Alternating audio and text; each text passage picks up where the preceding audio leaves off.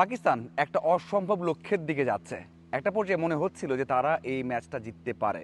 ভেবে দেখেছেন টেস্ট ক্রিকেটের এত বছরের ইতিহাস, যেখানে 418 উপর টেস্ট করে জয় নেই, সেখানে 437 করবে, মনে হচ্ছিল তারা জিতবে। দিন শেষে বাংলাদেশ দল শেষের দিকে দুটো উইকেট নিয়েছে এবং এখন বাংলাদেশ দল অনেক অনেক এগিয়ে আছে। জয়টা বাংলাদেশের জন্যই সময়ের অপেক্ষা। তারপরেও দিনটা পাকিস্তানের খুব ভালো গেছে।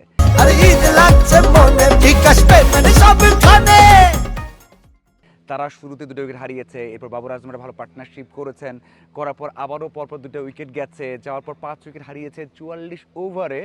বাকি থাকে 46 ওভারের মতো, সেখানে কতক্ষণ তারা টিকবে সেই টেনশন ছিল। কিন্তু এত ভালো ব্যাট করেছে দুজন।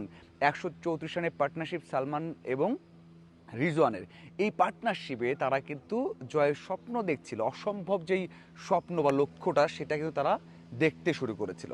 কিন্তু যখন নতুন বল পেয়েছেন বোলাররা, ওই সময় পুরো সিনারিও চেঞ্জ হয়েছে। নতুন বল পেলে বোলাররা সহযোগিতা পাবে, উইকেট যেমনই হোক না কেন তারা উইকেট তুলে নেবে, সেটাই হয়েছে।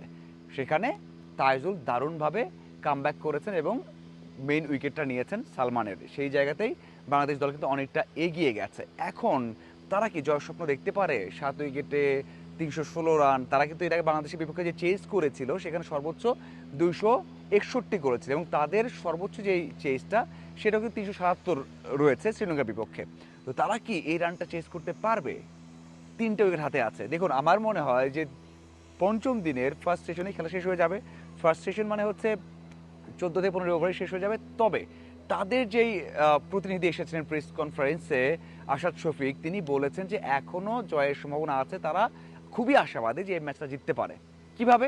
রিজওয়ান সেট ব্যাটার, তিনি করেছেন 75 রান। অন্যদিকে রয়েছেন সাজিদ, তিনি প্রথম ইনিংসে রান করেছিলেন 38 মতো।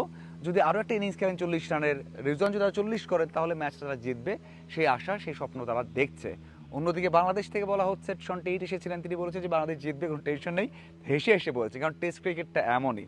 আপনি শেষ দিনে চতুর্থ ইনিংসে 3জন কিনে রান করবেন 111, এটা আসলে অসম্ভবের মতো চিন্তা করা। এবং সবচেয়ে বড় বিষয় হচ্ছে, তারা একটু স্বপ্ন দেখছে যে বাংলাদেশ দল প্রথম ইনিংসে 116 রানে হারিয়েছিল 6 উইকেট, লিটন দাস বাকি 4জনকে নিয়ে করেছেন 162 রান। তারা সেই স্বপ্ন দেখতে পারে যে আমরা তো ওই টেইলেন্ডাররা যদি সঙ্গ দেয়, ভালো ইনিংস খেলা যায়, তাহলে জয় সম্ভব।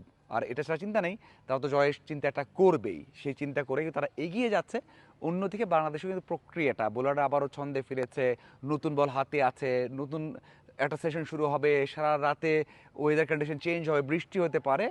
আমার মনে হয় পঞ্চম দিনের শুরুর যে সেশনটা আছে, সেই সেশনে বাংলাদেশ দল দারুণভাবে তাদেরকে আউট করে দিবে এবং সেখানে বাংলাদেশ জিতবে। যতই তারা হুঙ্কার দিক যে ম্যাচ জিততে পারে, জিতবেই, সেই হুঙ্কারটা মনে হয় না খুব একটা কাজে দিবে। এবং বাংলাদেশ দল, আমি বিশ্বাস করি যে এই ম্যাচ জিততে যাচ্ছে। পাকিস্তানের বিপক্ষে পরপর 2টা টেস্ট সিরিজ জিতবে, তাদেরকে হোয়াইট ওয়াশ করে। আপনাদের কি মনে হয় জানাবেন। ধন্যবাদ।